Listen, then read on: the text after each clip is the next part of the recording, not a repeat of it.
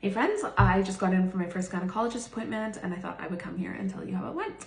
So it went well, but basically everything that can help me with the fibroids is contradicting the fertility aspect of things.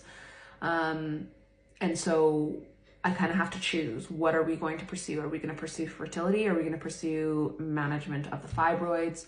There were some things that was confirmed, some things that were denied, and some things I'm left a little bit more confused with. It's really challenging when you are on a trying to conceive journey, when the other people that are like a part of your bump squad, a part of your like medical backing, are all contradicting one another. For us, we are going and following the advice of the IVF clinic first and foremost, because they're the specialists in what they do. But the gynecologist, my GP keeps on saying that my fibroids are what's stopping us from getting pregnant. Every other medical professional that we've spoken with has said the opposite, because I've got intramural and submucosal fibroids. So it's not like necessarily in the cavity of my uterus, but like deep into the flesh. And so the gynecologist said that, yeah, like it shouldn't be stopping implantation either. I personally don't care what the problem really is. I just want to resolve it. But the gynecologist has now referred us to the free IVF route in the UK. Now, if you've been following this TikTok for any point of time, you know that we are planning on going and doing IVF in Prague, and that is the route that we are most pursuing. However, we still want to safeguard that situation and put our name down for the free NHS IVF, because what if we went to Prague and did IVF there and it didn't work? We could still be on the list to do around here in the UK. So why wouldn't we? The other reason is I feel like there's always like an issue with me. So one, I was waiting for my passport to come in. My passport came in. Then I'll probably do a whole, or if I haven't done by this point, but my husband went into work and his whole company shut down a few weeks ago. It's all worked out better than we could have ever imagined, and he has a new place of employment. But we then kind of chilled out on our responses back to our IVF clinic because we didn't know if we would be able to go. Then when I chilled out on the communication because I didn't know if we would be able to go, then I started communicating with them again, and I went and got ultrasounds done, and my endometrial lining is coming back way thicker than it should be.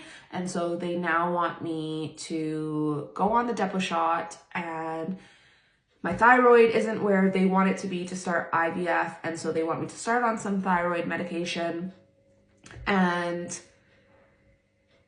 yeah, so like it's not a matter of, okay, we've got the money for the medication and we've got the dates in our calendar where we can go, and no, like, and so I kind of wish that I didn't stall, because I could have been doing stuff on our end here that had us prepared to actually go over and do the IVF when I thought we would be able to. And then, so if we don't get to go in June, which I don't know when I'm going to push these live, so maybe it's already past June and I haven't gone, but, and if we don't get to go in July, in August, last my passport was expiring, and now in August, my UK visa is expiring. So if my UK visa, it's going to expire, but I have to get a new one. Not only is that basically the cost of the IVF in Prague, but I also can't travel during that time frame because they take my passport. And so that typically takes 28 days by the time I do my new fingerprinting and biometrics, etc. Usually it's about 6 weeks. And then, because I never thought that it would be taking this long, we've booked for a trip to Greece. And so at the end of September, then we are going to Greece, and I'm pretty sure that that's going to fall during the time frame of when I would be needing to go do the IVF.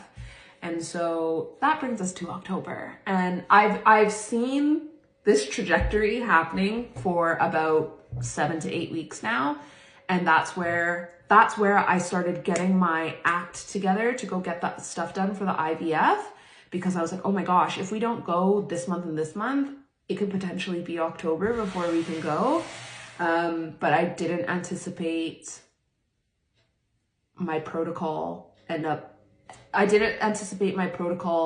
up to be what it is.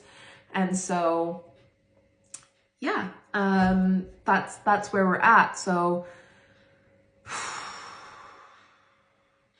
honestly, I do not wish anybody to have to go through this, because not only do I feel so out of control, but even like through the period where my husband didn't technically have a job lined up, we, you know, obviously if a company goes under, I think it's commonplace across the board. People will know that you get severance money.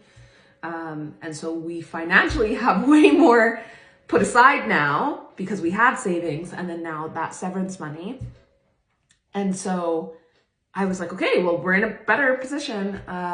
But he wasn't on the same page with that. And I think I'm very type A. I am very control freaky.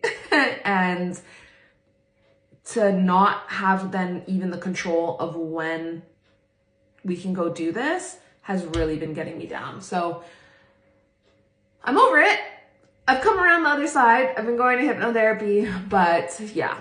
Anyways, this is the longest TikTok I've ever made, so I'm gonna wrap this up. But yeah, I mainly wanted to kind of share the experience with you, because if you find yourself on this journey and going through things like we have, I hope it can offer a little bit of comfort and support. You're not the only one.